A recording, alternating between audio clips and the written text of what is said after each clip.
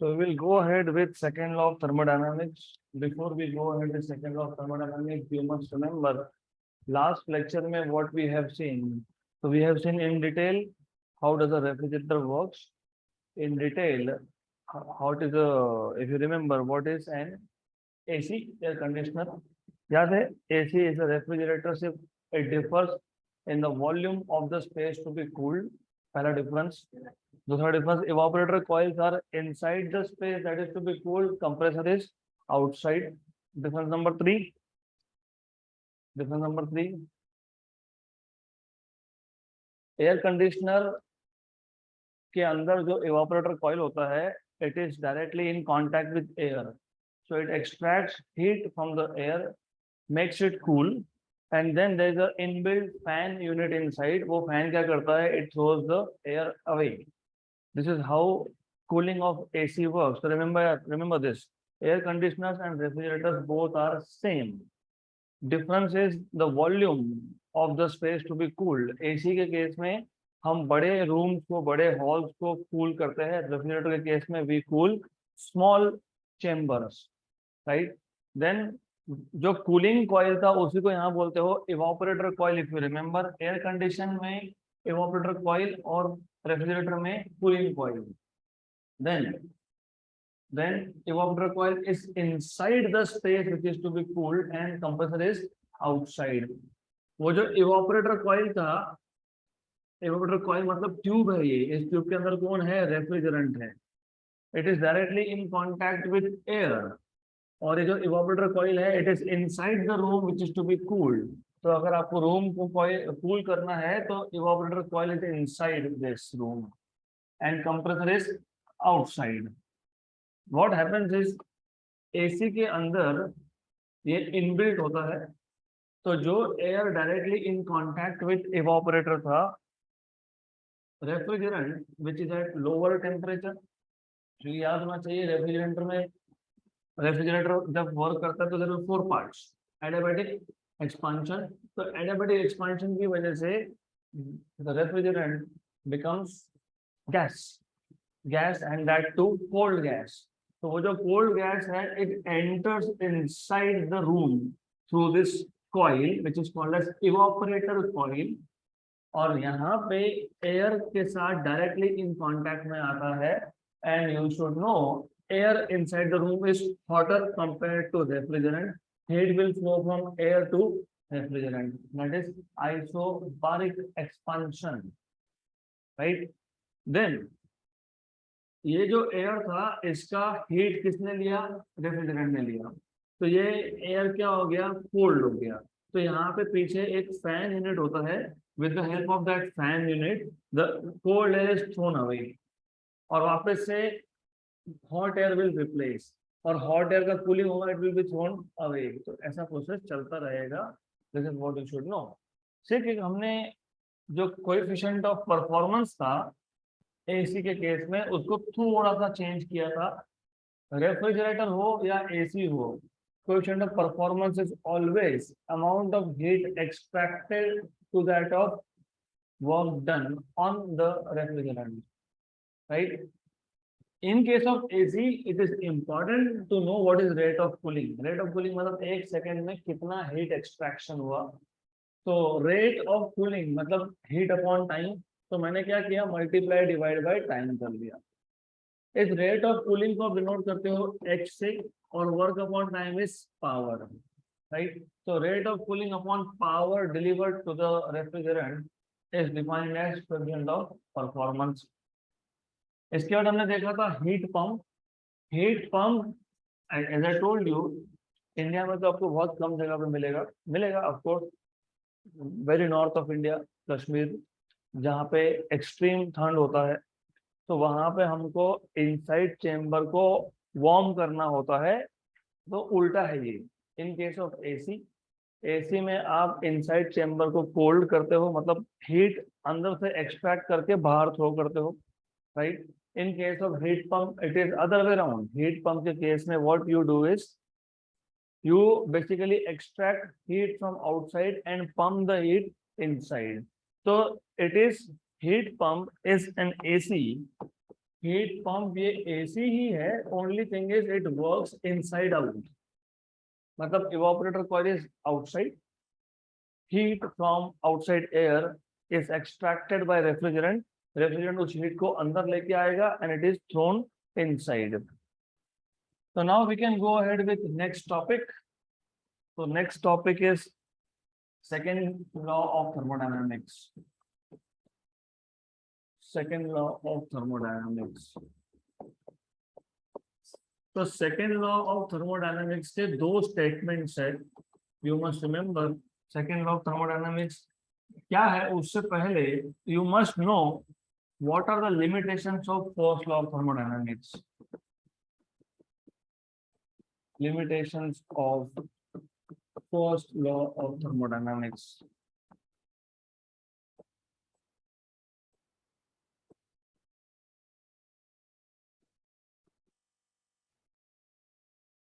So, what do you know about first law of thermodynamics? What is first law of thermodynamics?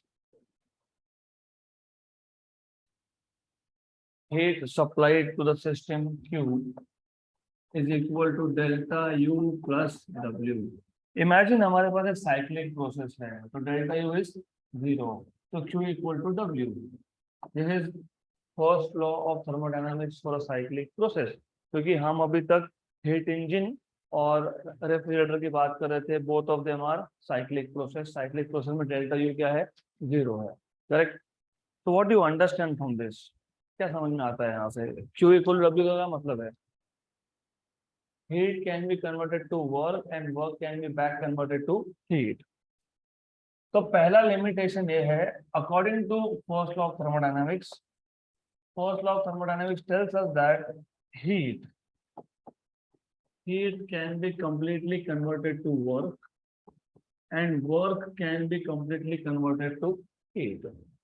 Because जैसे ही आपने लिखा Q equal to W, इसका मतलब आप ये बता रहे हो heat can be completely converted to work and work can be completely converted to heat. Number one. Number two, इसका मतलब ये भी होता है, फर्स्ट लॉ ऑफ थर्मोडायनामिक्स का मतलब ये भी होता है, heat can flow on its own from a region of higher temperature to a region of lower temperature, right? दूसरा, it also tells you heat can also flow on its own from a region of lower temperature to a region of higher temperature. पर ऐसा होता है क्या? Practically we have seen, practically हमको पता है heat can be converted to work but it cannot be completely converted to work. Number one. Number two, हमको ये भी पता है heat always flows on its own from a region of higher temperature to a region of lower temperature, but other way round, मतलब from region of lower temperature to region of higher temperature heat cannot flow on its own. तो ये दो limitations है. हमेशा याद रखना, जब आप मैथमेटिकल स्टेटमेंट लिखते हो तो उसको समझना भी जरूरी होता है. तो टू स्टार्ट ऑफ विद हमको देखना था what is second law of thermodynamics. लेकिन second law of thermodynamics is based on limitations of first law of thermodynamics. तो पहले तो पता होना चाहिए what is the meaning of thermodynamics. So first law of thermodynamics tells us that the first law of thermodynamics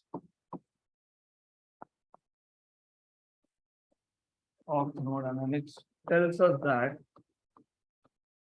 क्या बताता है हमको ये? tells us that, क्या बताता है? heat can be converted to work and work can be converted to heat. Heat can be converted to work and work can be converted to heat.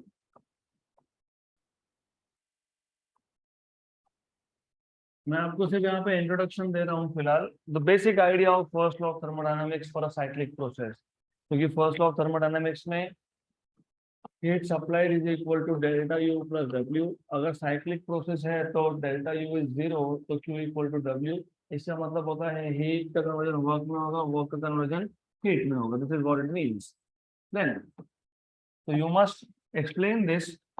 Heat can be converted to work. Single side arrow मतलब only one directional. लेकिन हमको पता है work can also be converted into heat, right? ये जो statement है first law of thermodynamics का, it is not completely true, it has limitations. So the it has limitations. Limitation मतलब ये जो हमने लिखा है ये कंप्लीटली ट्रू नहीं है. इसमें दो चीजें हैं. Number one first law of thermodynamics हमको कभी ये नहीं बताता कि कोई प्रोसेस इन्वॉल्व था क्या. For example, if heat is getting converted to work, तो हीट का वर्क में कन्वर्जन कौन से प्रोसेस के थ्रू हुआ. Was it adiabatic, was it isothermal, was it isobaric, etcetera etcetera. दूसरा, if heat flows from one body to another body, right, it does not tell you direction, क्योंकि path भी अलग अलग हो सकता है ना. ए स्टेट से बी स्टेट पे गया तो ये एक पाथ हो सकता है, दूसरे पाथ से जाए, हो सकता है तीसरे पाथ से जाए, हो सकता है चौथे पाथ से जाए.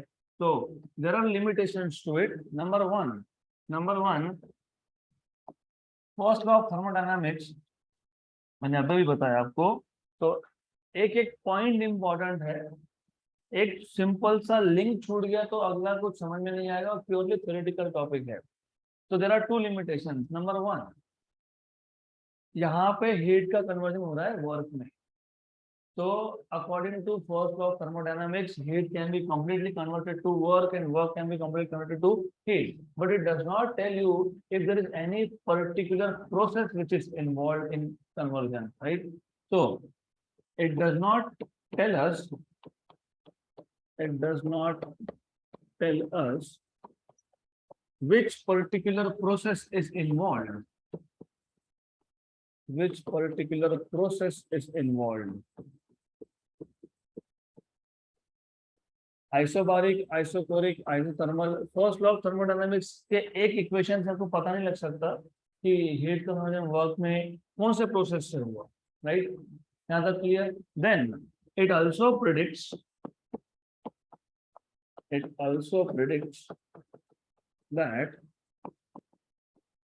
that heat can flow on its own from a region of higher temperature, to a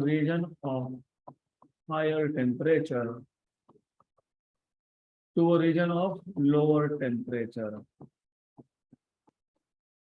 to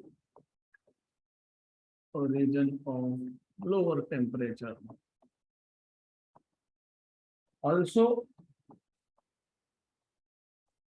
Also it predicts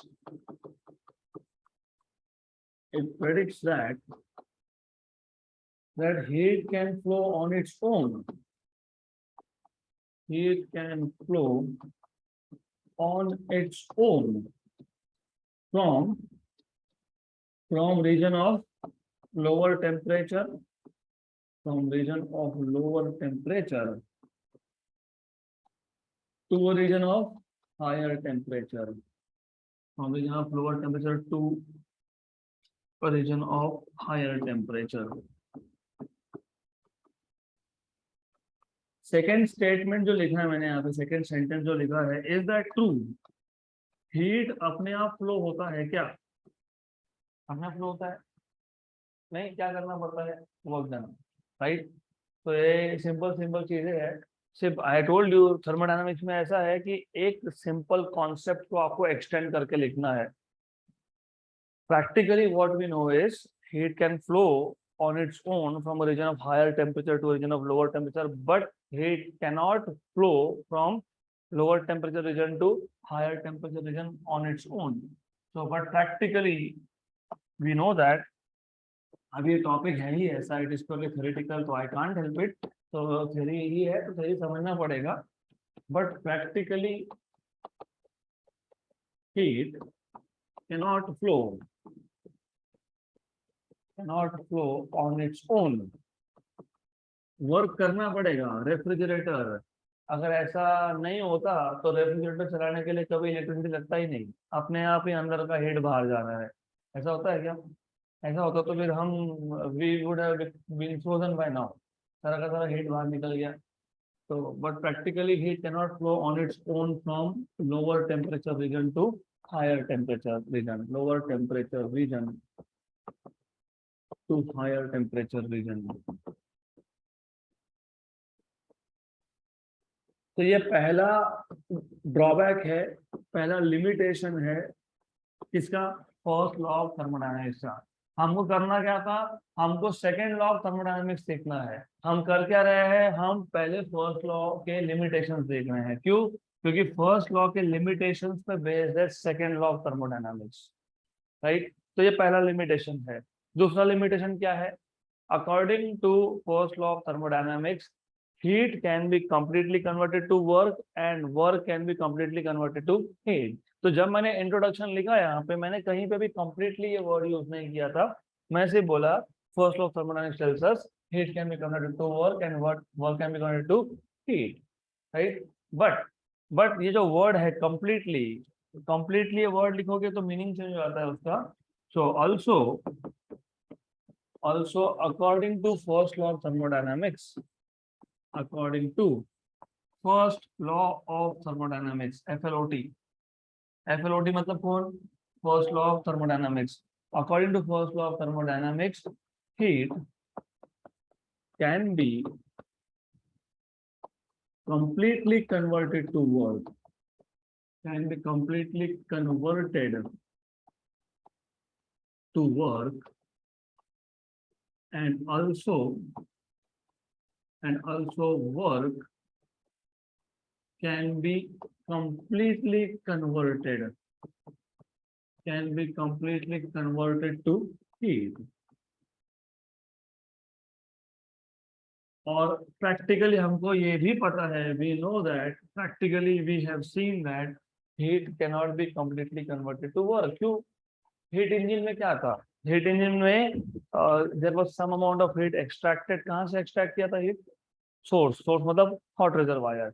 उसका कुछ पार्ट वर्क में कन्वर्ट हुआ, बाकी कन्वर्ट नहीं हुआ, कहाँ गया, को कोल्ड रिजर्वायर को गया, राइट। इसका मतलब ये जो स्टेटमेंट है this is not correct, because practically कोई भी हीट इंजन का एफिशिएंसी 1 नहीं होता, it is always less than 1। So what we know is practically heat cannot be completely converted to work and hence we do not have heat engines with efficiency 100% या फिर 1, right। but we know that practically there is no engine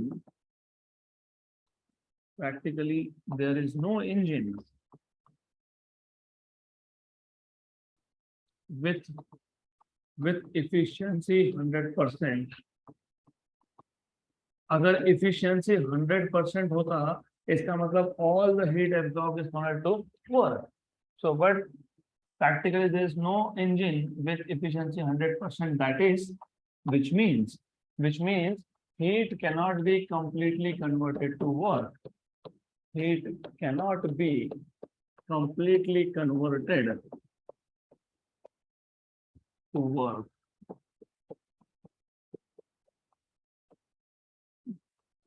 good, यहाँ तक clear. अगर इतना समझा है तो अब सेकेंड लॉ ऑफ थर्मोडायनेमिक्स का स्टेटमेंट समझ में आएगा। तो याद रखना, सेकेंड लॉ ऑफ थर्मोडायनेमिक्स कहाँ से स्टार्ट होता है, जहाँ पे first law of thermodynamics fail होता है। और फर्स्ट लॉ ऑफ थर्मोडायनेमिक्स के फेलियर के दो इंपॉर्टेंट पॉइंट्स है, वेरी सिंपल। एक heat can flow from temperature, lower temperature region to higher temperature region on its own, ऐसा होता नहीं है। Heat cannot flow on its own from a colder body to a hotter body.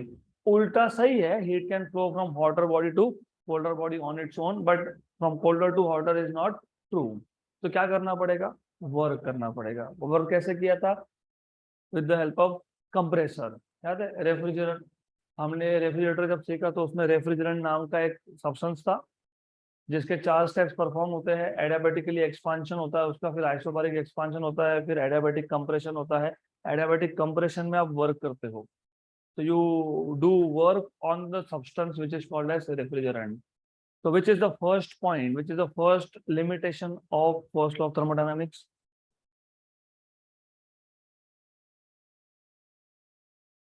Heat can never flow from a region of lower temperature to a region of higher temperature on its own. Second limitation, heat cannot be completely converted to work. तो जितना भी मैंने अभी तक आपको बताया है, only these 2 points, ये 2 पॉइंट आपको याद रखने हैं. अगर वो पता होगा तो you can further explain this. तो अभी तक जो हमने सीखा है उसमें से हमको क्या समझ में आया? हमको ये 2 चीजें समझ में आई. Heat can never flow on its own from a region of colder temperature to region of hotter temperature, मतलब from a region of lower temperature to region of higher temperature. इसको फिजिक्स में और एक नाम है स्पॉन्टेनियस. स्पॉन्टेनियस मतलब on its own, right. Number 2 क्या था? Heat can be converted to work, yes, but heat cannot be completely converted to work. मतलब efficiency of any heat engine will be less than 100%. It cannot be 100%. अगर ये समझ में आया है तो अब सेकेंड लॉ ऑफ थर्मोडायनामिक्स, इसका स्टेटमेंट समझ में आएगा.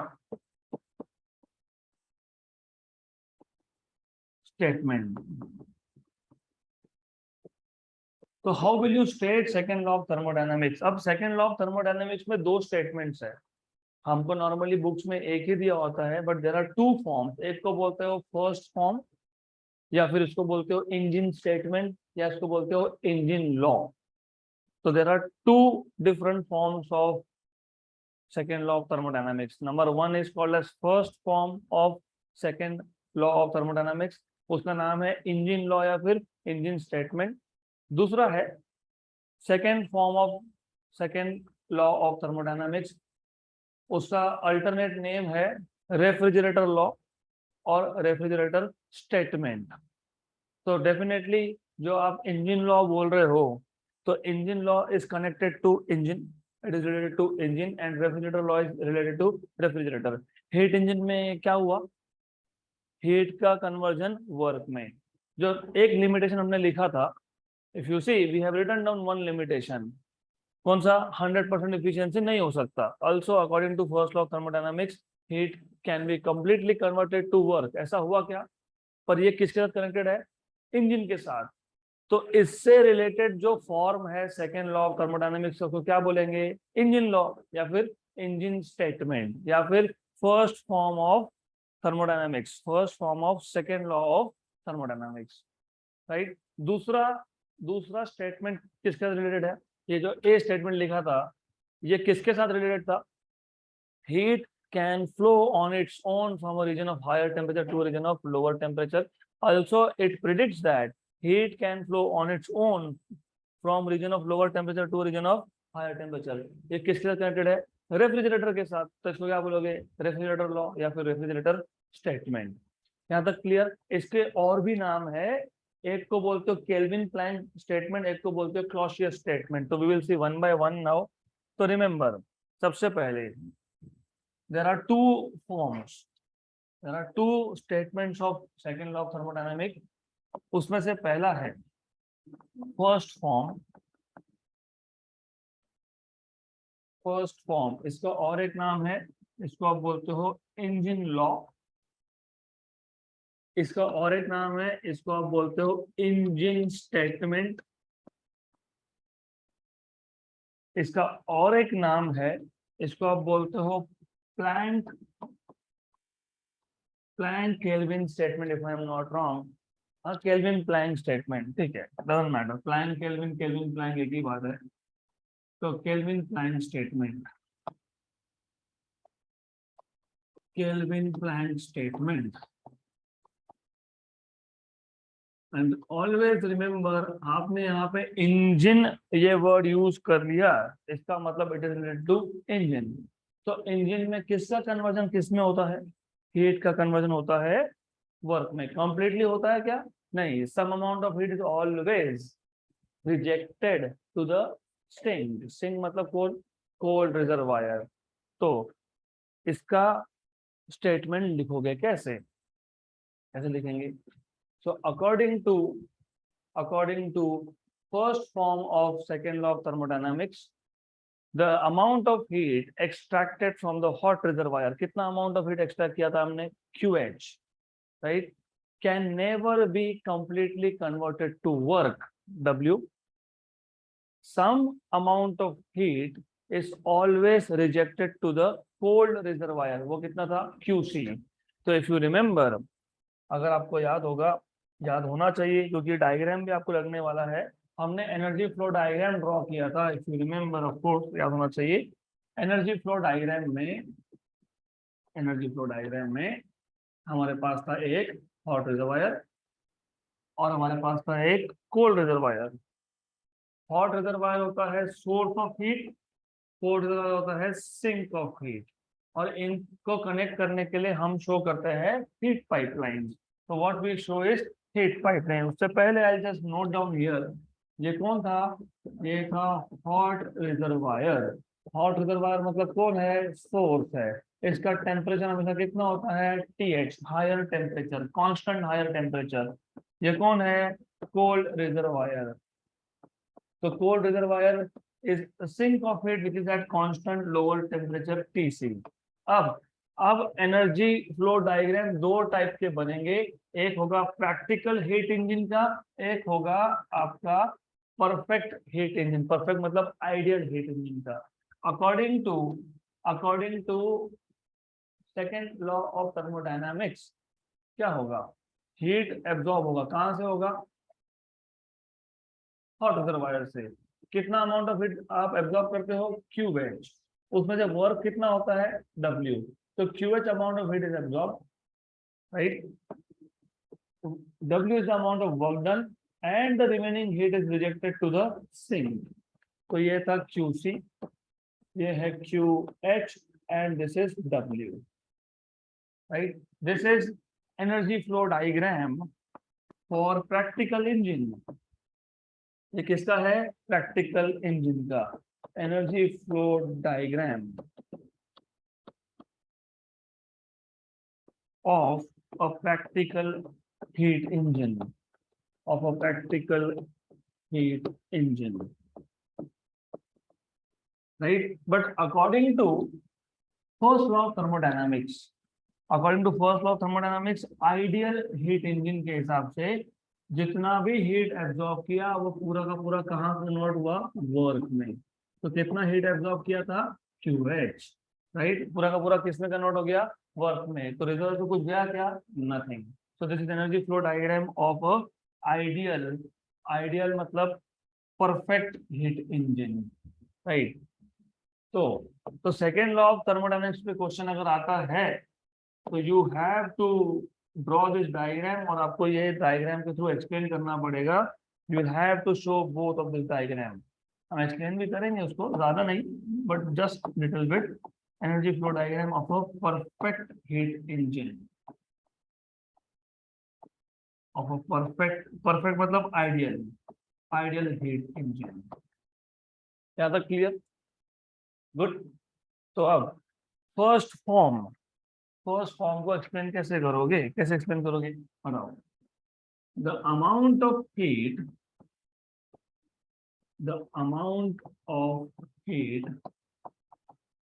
extracted या फिर absorbed, कितना अमाउंट ऑफ हीट एक्सट्रैक्ट किया, QH। कहां से किया, from the hot reservoir,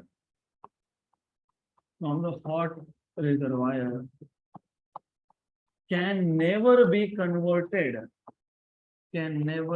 converted completely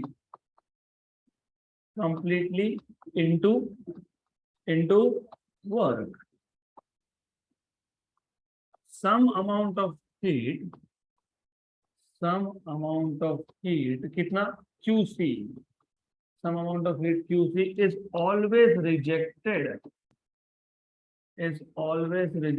to the sink मतलब कौन, to the cold reservoir, ये हो गया आपका first form of second law of thermodynamics. उसको इंजन लॉ भी बोलते हो, उसको इंजन स्टेटमेंट भी बोलते हो, उसको केल्विन प्लैंक स्टेटमेंट भी बोलते हो। तो remember this is called as engine law और engine statement, since it tells you no practical engine can have 100% efficiency. तो मैं इतना लिखने नहीं वाला हूँ, वो सब आपके पास नोट्स में अवेलेबल है। सिर्फ important was the statement, and then you can also show energy flow diagram और लिख देना this statement is known as engine statement or engine law since it tells us that no practical heat engine can have 100% efficiency.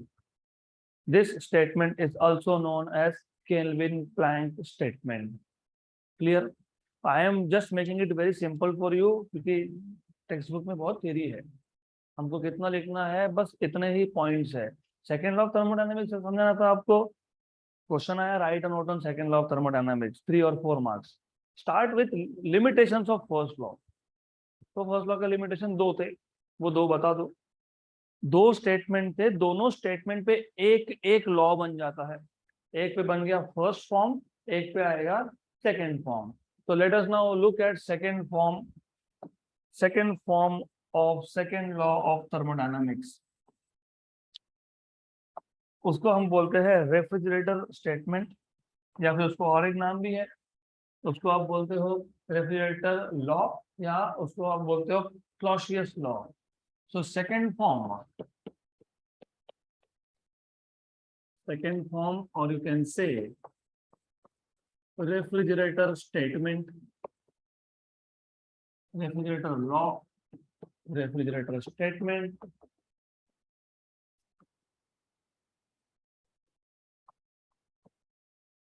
और it is called as Clausius statement। just to check spelling, ठीक है, सही है, Clausius statement।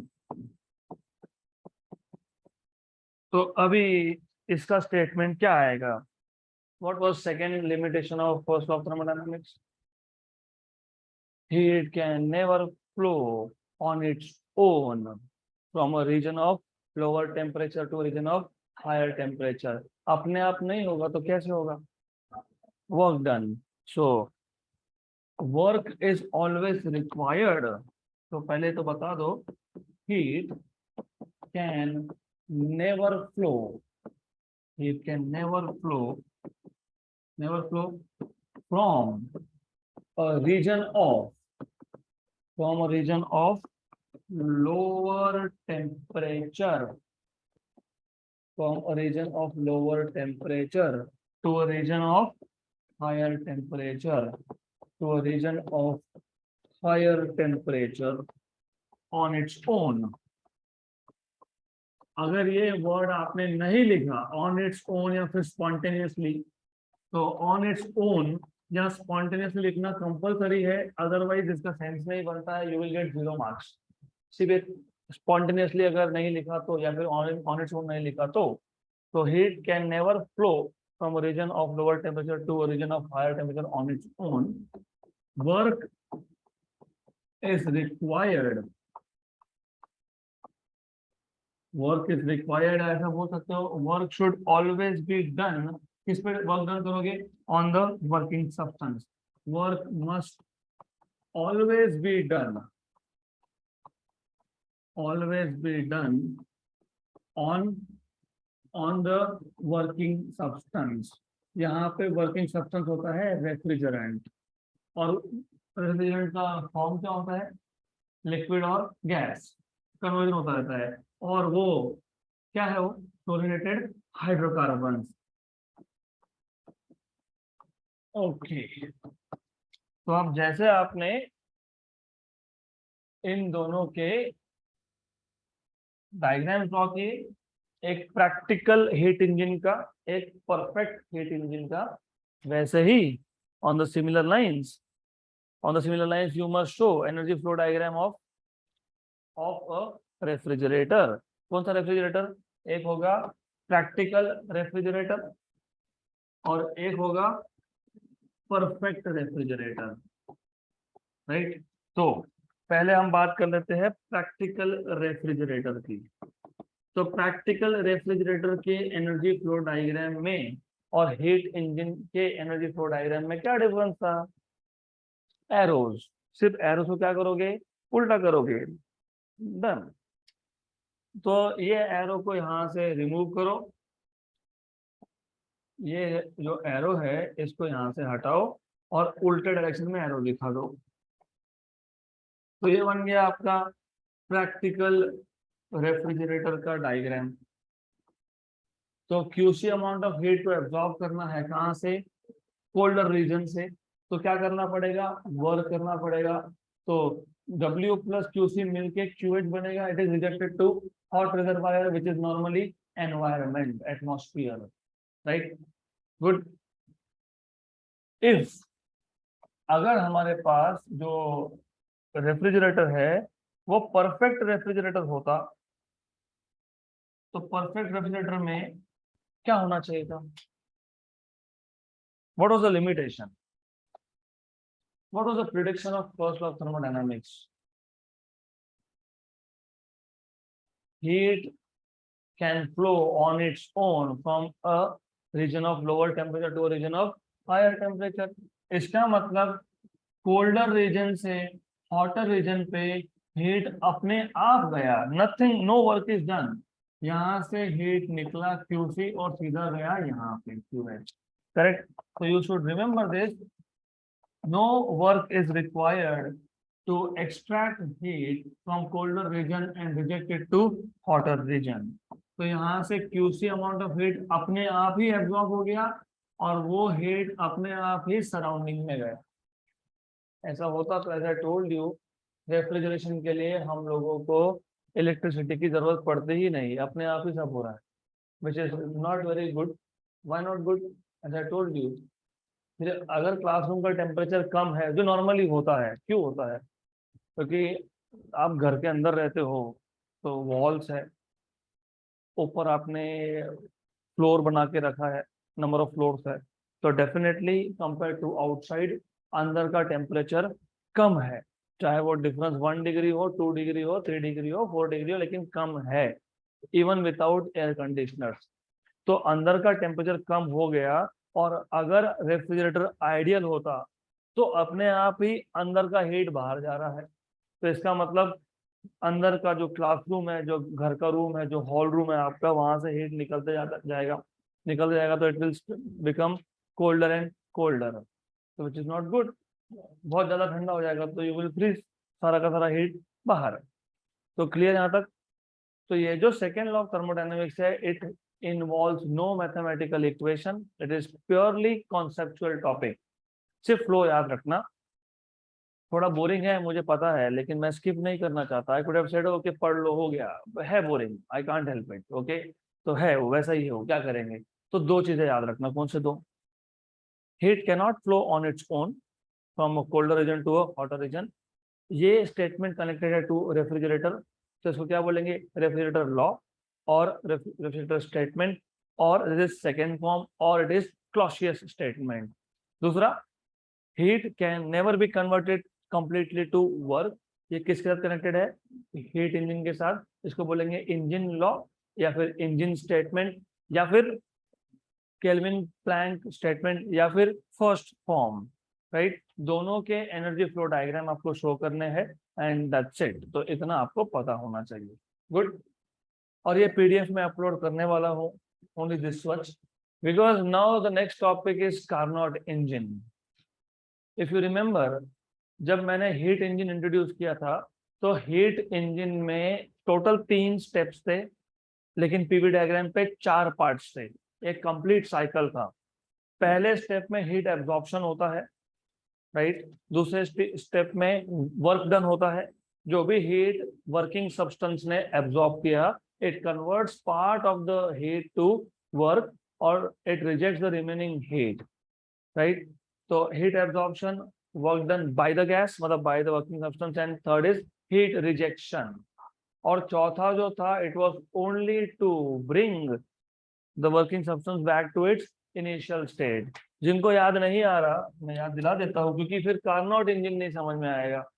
तो you must remember always, हमेशा याद रखो, वहां पे मैंने एक चीज ये भी बताई थी कि ये जो हम पीवी डायग्राम ड्रॉ कर रहे हैं, ये जनरल पीवी डायग्राम है ऑफ अ हीट इंजन।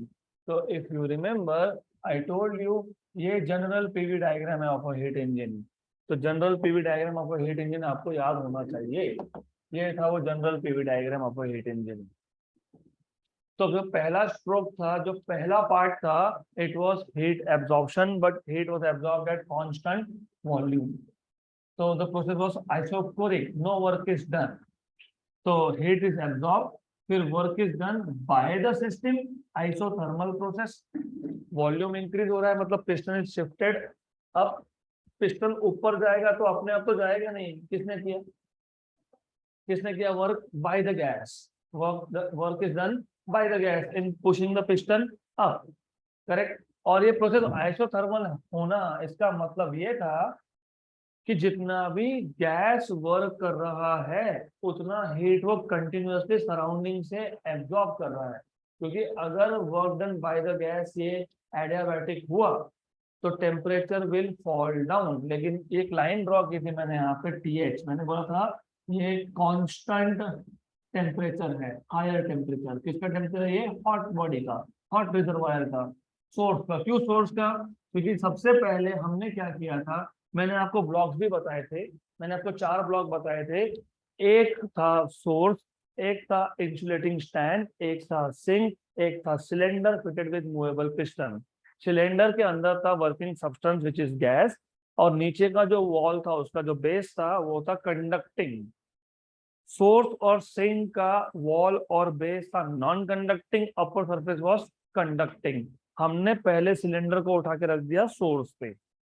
तो क्या हुआ कि source is at higher temperature and working substance is at lower temperature. Heat always flows on its own from higher temperature to lower temperature. तो source से heat flow होता रहा कहाँ पे? वर्किंग सब्सटेंस में। कब तक? जब तक temperature of working substance becomes equal to TH, that is temperature of the hot reservoir source. और जब ये हीट फ्लो हो रहा था कहाँ से कहाँ? सोर्स से वर्किंग सब्सटेंस, तब पिस्टन का डिस्प्लेसमेंट हुआ क्या? नहीं हुआ, इसलिए there is no change in volume. But since temperature is increasing, pressure also increases. उसके बाद एक बार दोनों सेम टेम्परेचर पे आ गए। अब जो भी हीट सोर्स से आएगा, किसमें? वर्किंग सब्सटेंस में। वर्किंग सब्सटेंस को क्या करेगा? यूज करेगा टू डू वर्क। तो now the piston start moving up. Suppose 10 joule of work हो गया, तो 10 जूल ऑफ हीट उसको वापस मिल गया। कहां से मिल गया? सोर्स से। तो process is essentially isothermal. Volume is increasing तो प्रेशर मस्ट डिक्रीज। तो ये जो है ये आउटपुट वर्क का पार्ट है, ये इनपुट हीट है, ये आउटपुट वर्क है, ये हीट रिजेक्शन है। जिस जितने हीट का कन्वर्जन वर्क में नहीं हुआ वो हीट आपको रिजेक्ट करना पड़ेगा। तो डी पॉइंट तक आते आते, और याद रखना ये साइक्लिक प्रोसेस है, मतलब प्रेशर वॉल्यूम और टेम्परेचर की वैल्यूज वापस से सेम होनी चाहिए। डी पॉइंट तक आते आते टेम्परेचर तो वापस सेम आ गया। देखो ए पॉइंट पे, ए स्टेट पे टेम्परेचर कितना था? टीसी। डी पे कितना है? टीसी। टेम्परेचर तो सेम हुआ लेकिन प्रेशर वॉल्यूम सेम नहीं था। तो अब हम पिस्टन को नीचे प्रेस करेंगे क्योंकि वॉल्यूम डिक्रीज करना है। तो work is done on the gas, volume decreases, pressure increases. And then I told you, मैंने लिखा भी है कहीं पे ये, कि this is general PV diagram. Engine to engine this will change. अब जब आप कार्नोट इंजन की बात कर रहे हो तो कार्नोट इंजन में this will be little bit different. तो वो जो 4 स्ट्रोक थे वही 4 स्ट्रोक्स है, but remember there are also 4 stroke, but there are different strokes. For example, general heat engine में 2 स्ट्रोक थे, isochoric in which no work is done, और Carnot engine में आइसोकोरिक है ही नहीं। You have adiabatic and you have isothermal. Let us see what is Carnot engine in detail. थोड़ा सा मैंने यहाँ पे इंट्रोडक्शन दिया है हीट इंजन का, जो आपको पता होना चाहिए। ठीक है, what is Carnot engine? Objective is to explain what is a heat engine and compute its thermal efficiency. हमको ऑलरेडी पता है कि हीट इंजन क्या है। Yes, it is a device which converts heat into work. You know what is efficiency of heat engine? Work output upon heat input. तो वो भी पता है, तो I will just skip this part. Then हमको detail में पता है हीट इंजन क्या है। It is a device by which a system is made to undergo cyclic process that results in conversion of heat into work. तो पता है हमको. Let us skip that part. Then आपको पता है main parts of elements of heat engine पता है. 3 elements थे. वर्किंग सब्सटेंस था, हॉट एंड कोल्ड रिजर्वायर था एंड सिलेंडर. तो पहला है source, hot reservoir or source. Then you have sink which is cold reservoir. Then cold reservoir का temperature होता है कांस्टेंट लोअर टेम्परेचर, सोर्स का होता है कांस्टेंट हायर टेम्परेचर. तीसरा है working substance. And hot and cold reservoir को हमने सिंगल एलिमेंट माना था, यहाँ पे अलग अलग मानते हैं. Insulating stand, right, correct. Insulating stand मतलब basically cylinder and insulating stand है. तो सिलेंडर में आपने क्या बोला था, वर्किंग सब्सटेंस. अब let us move to the important part. So this is the block diagram of a general heat engine as well as Carnot heat engine. तो 4 blocks है. Source at higher temperature, इन्होंने T1 बोला है, हमने क्या बोला था इसको, TH. We have called this as TH. तो हमारे नोटेशन के हिसाब से इसका टेम्परेचर है TH. सिंक का टेम्परेचर T2 है, हमारे नोटेशन के हिसाब से TC है. There is an insulating stand. There is working substance. For an ideal engine it is ideal gas. Cylinder है और पिस्टन है. देन अब let us move ahead with diagram. में भी पता है आपको, अभी देखा हमने हीट कहां से एब्जॉर्ब हुआ, हॉट रिजर्वायर से, मतलब सोर्स से. टेम्परेचर क्या था, T8 या फिर कितना है T1. कितना अमाउंट ऑफ हीट एक्सट्रैक्ट हुआ, क्यूबेट. उसका कितना पार्ट वर्क में कन्वर्ट हुआ, W. बाकी कहाँ गया, कोल्ड रिजर्वायर जिसका टेम्परेचर था T2, राइट. तो वो purpose is just to for you to revise to know, क्योंकि आगे जाके इंजन का साइकिल सीखोगे तो then it will be difficult. ये भी हमने देखा, हमको पता है, we already know this. Okay, now coming to the important point, that is Carnot engine. आपको इतना डिटेल नहीं दिया है, लेकिन कार्नोट इंजन आपको डिटेल में ही सीखना है, because it is very important thing. तो जो भी ये पीडीएफ में दूंगा उसमें जो कुछ है you can just write down that in exam. अगर पूछते हैं write down on Carnot engine. तो what is Carnot engine? It is an ideal heat engine whose efficiency is maximum, मतलब नियरिंग टू 1. हो सकता है 0.99 हो सकता है 0.98 हो. In Carnot engine, Carnot cycle is used. Heat इस इंजन में ideal gas is working substance and all the dissipative forces are absent. Dissipative forces कौन कौन सा हो सकता है? फ्रिक्शन. कहाँ होगा friction? Between piston and cylinder. तो Carnot engine is an ideal gas engine. Carnot engine is an ideal gas engine in which all the dissipative forces are absent, which means efficiency is maximum. Efficiency कितना होना चाहिए ideally? 1, मतलब 100% होना चाहिए. Okay, then अब आपको ये पता होना चाहिए, जब आप working of a Carnot engine को पीवी डायग्राम पे प्लॉट करते हो तो क्या मिलता है? एक साइकिल मिलता है. इनिशियल स्टेट से स्टार्ट हुआ, पहला स्ट्रोक आया, फिर सेकेंड स्ट्रोक आया, फिर थर्ड स्ट्रोक आया, फिर फोर्थ स्ट्रोक आया, एंड 1 साइकिल कंप्लीट. तो Carnot device an ideal cycle of operation for heat engine is known as Carnot cycle. तो जो 1 कंप्लीट साइकिल है उसको क्या बोलोगे आप? Carnot cycle. So in 1 complete cycle of operation, there are 4 different thermodynamic processes. Ideal heat engine मतलब Carnot engine में 4 parts है, और जो हमने जनरल हीट इंजन देखा था उसमें कितने पार्ट्स थे? 4 पार्ट्स थे. 4 पार्ट्स थे ना पीवी डायग्राम में. Heat absorption, work done by the gas. Heat rejection, work done on the gas. तो यहाँ पे भी कितने हैं? 4.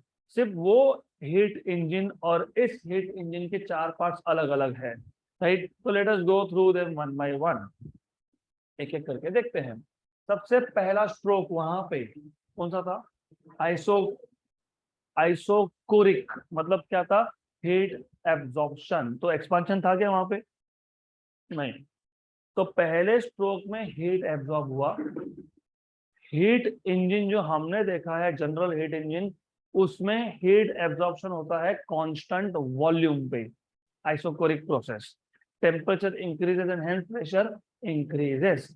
यहाँ पे पहले स्ट्रोक में आपका एब्जॉर्प्शन ऑफ हीट होता है, but it is isothermal expansion. Remember, यहाँ पे आइसोकोरिक नहीं, यहाँ पे कौन है, आइसोथर्मल। तो लॉजिकली सोचो, हमने अभी अभी देखा ब्लॉक डायग्राम, हमने अभी अभी ब्लॉक डायग्राम देखा था, just now we have seen a block diagram. कहाँ गया, कहाँ गया, कहाँ गया, कहाँ गया? It will take little bit of time क्योंकि हेवी फाइल है, involves too much of graphics. तो ठीक है, तो ये आ गया आपका ब्लॉक डायग्राम। तो पहला स्ट्रोक क्या नाम था, आइसोथर्मल एक्सपांशन। उसको उठाओ, नींद में से उठाओ, इधर सरको, सरको यहाँ पे दोनों।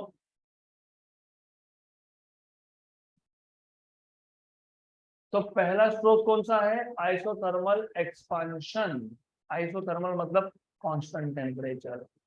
अगर गैस खुद का एनर्जी यूज करके एक्सपांशन करता है without exchanging heat from the surrounding, उसको क्या बोलोगे, उसको क्या बोलते हैं, adiabatic expansion. If the gas pushes the piston up using its own energy without taking heat from the surroundings या from the source, then such an expansion is called as adiabatic expansion। यहाँ पे word कौन सा था, isothermal. Isothermal मतलब work is done by the gas, क्योंकि expansion है मतलब पिस्टन इज शिफ्टेड अप।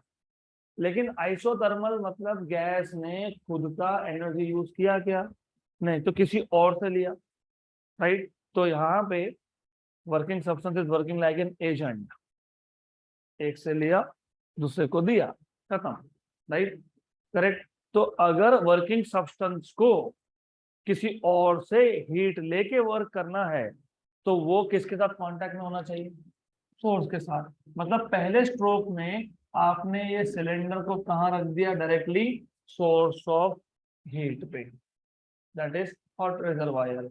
तो heat will flow from source to working substance, और वो जो हीट एब्जॉर्ब करेगा वो खुद के पास रखेगा नहीं, क्या करेगा, वर्क करेगा। वर्क करेगा मतलब पिस्टन को ऊपर शिफ्ट करेगा। तो यहाँ पे क्या हुआ, एक्सपांशन। लेकिन कौन सा एक्सपांशन, आइसोथर्मल एक्सपांशन। तो let us look at the first part of PV diagram. तो जो पहला पार्ट था वो था isothermal expansion. So at first the working substance is kept in contact with the source. The piston of the cylinder is moved outwards, मतलब up. The gas expands at constant temperature. Correct? कितना heat absorb किया, the amount of heat Q1 is absorbed from the source to make the temperature constant। अब ऐसा क्यों बोला है, क्योंकि Q1 जितना हीट उसने एब्जॉर्ब किया है उतना ही उसने वर्क के लिए यूज किया। अगर वो हीट एब्जॉर्ब नहीं करेगा तो देन टेम्परेचर विल डिक्रीज। तो वर्क कितना हुआ, Q1 हुआ, क्योंकि इतना ही हीट उसने किससे ले लिया, वापस से सोर्स से, राइट। वॉल्यूम इंक्रीज होगा और pressure will decrease. This is called as isothermal expansion. It is represented by curve AB in the indicator diagram. Look, always remember isothermal expansion है तो volume is increasing, pressure is decreasing. यहाँ पर temperature T1 तो यहाँ पे भी temperature T1। Pressure P1 का हो गया P2, V1 का हो गया V2, लेकिन टेम्परेचर है कांस्टेंट। अब इसमें जो इंफॉर्मेशन नहीं है वो मैं एक्स्ट्रा ऐड करूंगा, वो आपको न्यूमेरिकल्स के लिए काम में आएगा, तो पता होना चाहिए, सीईटी में आ सकता है। फर्स्ट ऑफ ऑल ये आइसोथर्मल प्रोसेस है। What is work done in an isothermal process, हाँ, व्हाट इज वर्क डन का फॉर्मूला भूल गए सब, nRT। अब इस केस में T कौन सा, T1, natural log of V final, कौन है final volume, V2 upon V1। तो nRT1 natural log of P1 bye P2 भी लिख सकते हो, right, correct. Initial pressure upon final pressure. तो ये पहले स्ट्रोक में वर्क हुआ, this is work done in the first stroke which is isothermal expansion. Clear.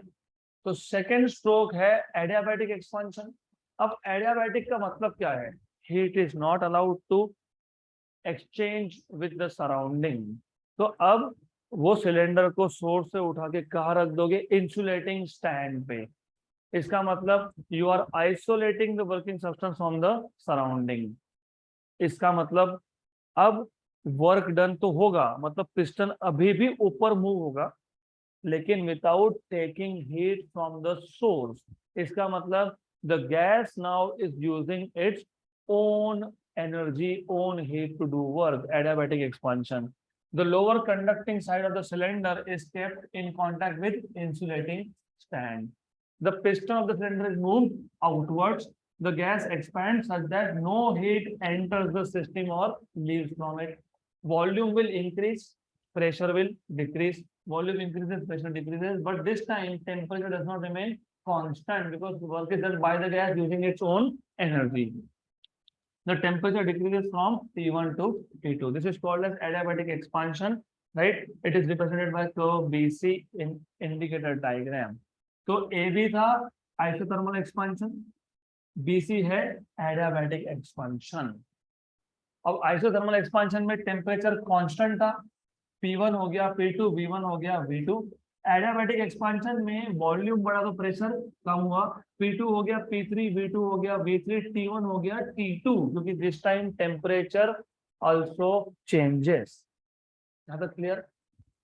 What is work done in second stroke here? ये कौन सा प्रोसेस है? Adiabatic. तो दो तरीके हैं लिखने के हम, एक तो NR upon 1 minus gamma P final V final. कौन है P final? P3 V3 minus, जल्दी बताओ जल्दी बताओ, P2 V2। गलत बता रहे हो? नहीं, वो बराबर है। यहाँ पे NR नहीं आता है, यहाँ पे आता है 1। NR कब आता है? जब इन टर्म्स ऑफ आप टेम्परेचर लिखते हो तब। तो ये आ गया 1। अब अगर इन टर्म्स ऑफ टेम्परेचर लिखोगे तो NR upon 1 minus gamma final temperature minus initial temperature. So this is the work done in second stroke, और work is done by the gas है। तो पहले दो स्ट्रोक में work is done by the gas है, करेक्ट? फिर अगले दो स्ट्रोक में क्या आएगा? Work done on the gas. जब work done on the gas हो तो एक्सपांशन होता है कि कंप्रेशन होता है? कंप्रेशन। तो वहां पे क्या था? Isochoric, isothermal, isochoric, isothermal. No expansion, expansion, no expansion and compression. No change in volume, increase in volume, no change in volume, decrease in volume. यहाँ पे expansion, expansion, compression, compression, adiabatic, sorry, isothermal, adiabatic, isothermal, adiabatic, isothermal expansion, adiabatic expansion, isothermal compression, adiabatic compression. Why isothermal compression? Cyclic process में आपको वापस से उसी stage पे जाना है, राइट? मतलब टेम्परेचर T1 से क्या हो गया? T2, तो वापस क्या करना पड़ेगा बाद में? T1, right? जब मैं बोल रहा हूँ आइसोथर्मल एक्सपांशन तो वॉल्यूम इंक्रीज हुआ, जब मैं बोल रहा हूँ आइसोथर्मल कंप्रेशन तो वॉल्यूम डिक्रीज होगा कांस्टेंट टेम्परेचर पे। तो कौन इंक्रीज होगा? प्रेशर। लेट अस लुक अगला स्ट्रोक। अब in the next part, isothermal compression, the cylinder is kept in contact with the sink. क्यों सिंक? क्योंकि जितना हीट हमने एब्जॉर्ब किया था अगर पूरा का पूरा कन्वर्ट नहीं हो पाया, सेकेंड लॉ ऑफ थर्मोडायनामिक्स, तो जो हीट का वर्क में कन्वर्जन नहीं हो पाया वो बच गया, वो किसको देना है? सिंक को देना है। तो सिंक पर रख दो। The piston of the cylinder is now move inward.